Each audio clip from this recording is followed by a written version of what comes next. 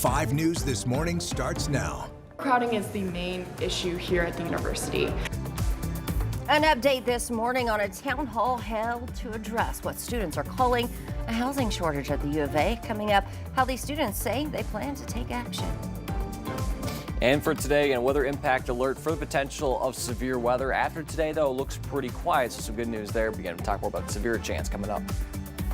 And people in Prairie Grove speaking up about their concerns over a proposal to build a concrete mixing facility near their homes. A live look outside in Rogers. It is 6:30. Thanks so much for waking up with us. Tuesday, September the 23rd, and it's going to be a bit of a rainy day. It's weather impact alert. What do we need to know, Danny? Yeah, I think this morning is going to stay mainly quiet. Seeing just some spotty showers right now in northwest Arkansas, but it's later this afternoon, this evening, where things will really start to pick up. So you can see a little bit of that development right now just near the Arkansas-Oklahoma border in Delaware County. Starting to see a little bit of that creep into eventually portions of northwest Arkansas. You can see the tail end of it, and not anything too crazy. If we'll zoom out a little bit here just to show you that, yeah, we're seeing a lot of lightning, we're seeing a lot of heavy rain with this, but most of it is under, and I should say all of it is under the severe criteria. It's what's going to develop on the backside of this. If we see a little bit of clearing, that's where we could spell some trouble later this afternoon. So if you're headed out to the bus stop here, could see some spotty storms, those temperatures in the upper 60s and low 70s. Again, most of that will be in northwest Arkansas. I think the river valley will stay dry. For recess, we'll see storms start to develop a little bit, especially in northwest Arkansas, and then I think by this afternoon we'll see those storms really start to sprout off, especially from north to south later this afternoon, this evening. So again, that weather impact alert for all 3 hazards of large hail, damaging wind gusts, and tornadoes. Also could see obviously that heavy rain associated with maybe some flash flooding, and so just make sure to have multiple ways to receive alerts. Have the 5 News Plus app, NOAA weather radio, and make sure that all of that is working, because we could see that chance of severe weather later today. So we'll talk more about that coming up in your full forecast. But now I'll take a live look at traffic on this Tuesday morning. Take a live look in the Clarksville area along I-40 at exit 57. Good morning to you there. Again, traffic moving smoothly this morning. Most of the area will be quiet this morning, and then later this afternoon, that's when we'll see things start to pick up. We'll talk more about that coming up in about 15 minutes. Joe and Jacob. Thank you, Danny. Developing this morning, the Sequoyah County Sheriff's Office is investigating a weekend shooting. They say a man was found shot in the head on Saturday evening. Right now, investigators say this man, 21-year-old Robert Skelton, is a person of interest in this case. Sheriff Larry Lane says the victim, a 20-year-old Salisaw man, is currently in the ICU at Northwest Arkansas Hospital. The sheriff says the victim was found off South 4580 Road. Jail records show Skelton is facing an aggravated assault and battery with a deadly weapon charge. Well, new this morning, the Benton County and Washington County Quorum Courts met in an historic joint session. It was all about handling the rapid growth Northwest Arkansas is seeing. 5 News reporter Lauren Spencer has more on how they want to keep up. Growth doesn't have to be all difficult. It can be a good thing. Growth can provide more places for community to come together. It's the first time these 2 counties have sat down together. Both county judges say the reason is simple. Northwest Arkansas is growing fast, with the region expected to hit 1 million people by 2050. It's something we probably should have been doing long before now, but I'll give credit to the Northwest Arkansas Council. They suggested that we get together. Members heard results from a study called Growing Home. It lays out the region's biggest needs, from housing to infrastructure to traffic and land use. And so what this report really revealed, not just that, yes, we need better streets and we need more sewers and we need more, water and all of those things, but it really kind of revealed how a stepping stone on how to get there. What does density look like? Where do we need to think about density? How do we need to think about our rural areas? How do we even need to think about zoning in the future? Members of both quorum courts called for smarter land use planning, better coordination between local governments, and more support for smaller cities, and of course, keeping the charm of Northwest Arkansas. Natural beauty and outdoor recreation is important to most people in the region. That's the #1 thing that we've heard that rings true. Benton County Judge Barry Mooring says the 2 counties have a great relationship, but more collaboration will be needed for the growth. That's not going to be without its pain and challenges, but I think it's pretty evident from this study that we need to start thinking differently. In Springdale, covering news where you live, Lauren Spencer, 5 News. Well, meanwhile, students at the U of A are working to address what they're calling a shortage of student housing. The group 0 Hour Arkansas put on a town hall focusing on affordable housing, housing options, and even transportation getting to and from campus. One of the organizers says the biggest problem most students agree with is there's not enough room to take on the amount of students coming to town. Overcrowding is the main issue here at the university.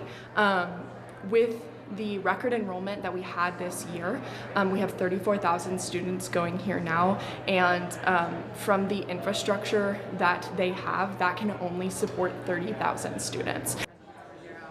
The group says it's starting a petition to get the university to declare a student housing crisis in an effort to come up with solutions.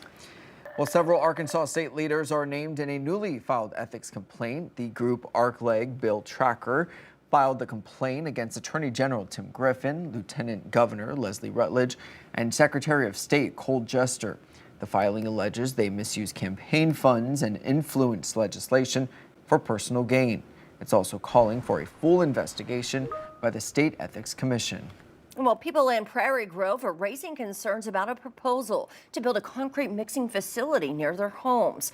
O'Brien Rock Company has filed an application with the county planning office to build the facility off Highway 62. The property would cover about 7.5 acres with proposed hours starting as early as 5:30 in the morning, Monday through Friday. Neighbors say they're worried about the impact of the facility, especially on their health. Some of them have, asthma. We are all worried about the health hazards that, can come from that. I'm just worried for all my animals, for the safety of my family, and as well as my neighbors. Well, residents plan to voice these concerns at the board meeting this Thursday at 5 o'clock there at the Washington County Courthouse.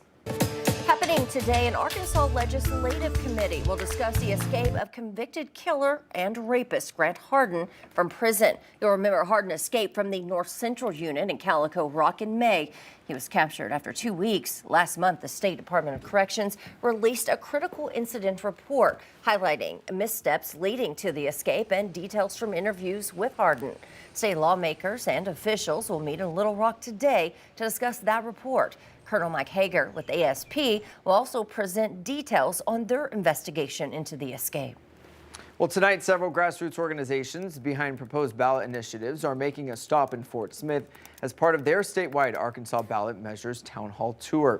The event is being hosted by Protect Our Rights, For Our Kids, the Arkansas Public Policy Panel, and the Citizens First Congress. Organizers say the town hall is a chance for Arkansans to get informed, ask questions, and engage in discussions about upcoming ballot measures. Organizers say they're aiming to collect more than 90,000 signatures by next summer.